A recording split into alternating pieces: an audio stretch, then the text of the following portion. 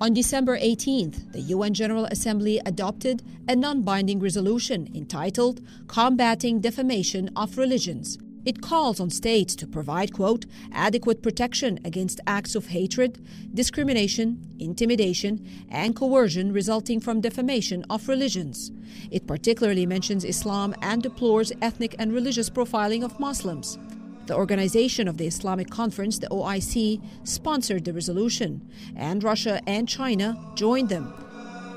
It passed with 86 votes for, 53 against, and 42 abstentions. But it was still condemned by human rights watchdogs, such as Christian Solidarity Worldwide. The nonprofit organization believes this type of resolution ultimately empowers, quote, the majorities against dissenters and the state against individuals. Also, Angela Wu of the U.S.-based Beckett Fund for Religious Liberty is deeply disappointed. She says, quote, the UN has given cover to oppressive governments to persecute dissenters. Ahmadi Muslims in Pakistan, Christians in Orissa, India, and Baha'is in Iran have now more reason to fear for their lives, as the UN lends legitimacy to the criminalization of their peaceful speech. Meanwhile, the UN High Commissioner for Human Rights, Navi Pillai, finds, quote, urgent but proportionate action necessary when the criticism of religion incites hatred. Such examples include the Danish cartoons depicting Prophet Muhammad as a terrorist. The incident sparked bloody protests by Muslims around the world in 2005.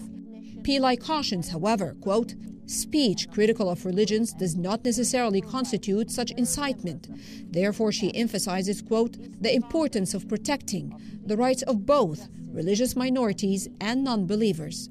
But the just-passed resolution is vague on this issue, apparently protecting ideologies rather than people, as the Beckett Fund words it. And that had pushed the U.S. and European governments to try to defeat it by appealing to moderate Muslim nations to reject it.